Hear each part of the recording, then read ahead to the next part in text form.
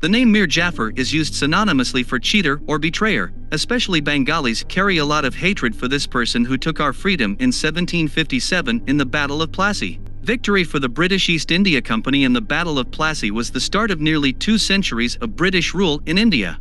By the mid-18th century, the Mughal Empire, which had once controlled most of the Indian subcontinent, was in a state of collapse as European states attempted to carve out their own political and economic power bases. The East India Company was one of these competing powers. While battling the French for trading supremacy, it simultaneously began to involve itself in local politics, especially in Bengal, India's richest province. They did involve deeply into the matters.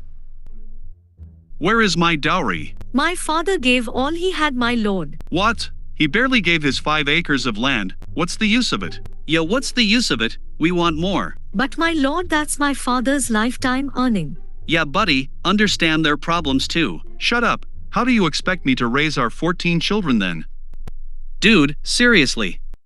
In 1755, Siraj ad-Dowlah took the throne of Bengal, and he had been in dispute with the company for some time. Siraj's anger reached the tipping point when the British opposed halting their preparation for war against the French, so he attacked and captured one of the British strongholds, the Fort William in Calcutta.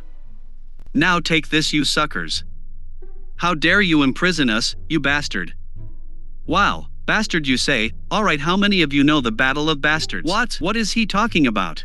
You know nothing, Jon Snow. Jafar put these Areshals in the black hole. Siraj confined several prisoners in a small dungeon, typical badass revenge. Yes, I love Game of Thrones except for the 8th season. One British survivor's account states that 123 of the 146 prisoners died in the crash. This made the British as mad as a hornet.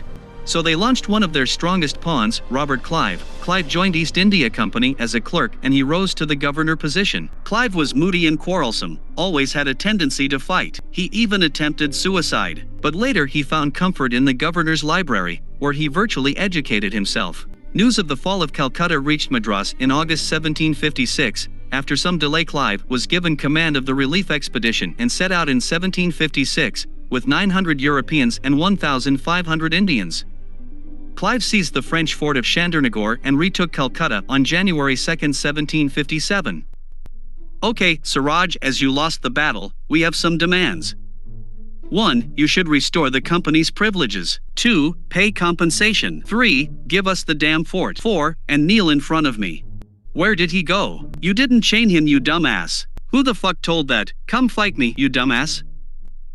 Siraj left and started making an alignment with the French and started planning something big. This raised speculation and terror for the British and Mathab Rai, the head of the Jugat Setu Bengal banking family.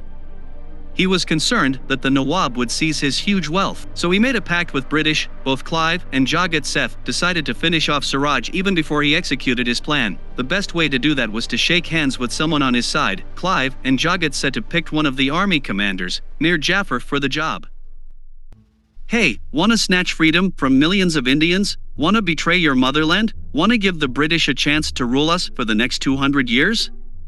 I don't give a crap about these. Okay, wanna be the Nawab of Bengal by helping us to kill the present one? Yes, deal, just say what to do. See, I told you to start with this point. Yep, you're right. With all these setups, Clive advanced on the Bengali capital, Murshidabad, and was confronted by the Nawab's army at Plassey by the Bhagirathi River. The balance of forces seemed to make a British victory impossible. Siraj commanded around 50,000 men, including 16,000 cavalries. He also had 50 field guns, and officers from the French commanded this artillery. Whereas Clive's army was about 3,000 strong, including 2,100 Indian sepoys and about 800 Europeans. The battle appeared to be headed to a stalemate when it started to rain. Clive had brought tarpaulins to keep his powder dry, but the Bengalis had no such protection. Thinking that the British guns were also rendered as ineffective as his own, the Nawab ordered his army to charge. But the British guns opened fire and slaughtered many of the cavalries, killing their commander Mir Mudan Khan. The Nawab panicked at the loss of this valued general and ordered his forces to fall back, exposing the French artillery contingent. This was rushed by the British and captured. With the French cannon taken, the British bombarded the Nawab's positions. Mir Jafar, with around 1/3 of the Bengali army, failed to join in the fighting, despite pleas from the Nawab, and remained isolated on one flank. Jafar. Sir, I think we are getting a call from the Nawab. Shall we charge? Excuse me, who made you the commander? Mind your own business. The Nawab fled the battlefield on a camel, and Mir Jafar was duly installed in power as a British puppet. The victory had cost the lives of 22 soldiers on the British side. Robert Clive's victory at Plassey gave the East India Company control of Bengal, India's richest province.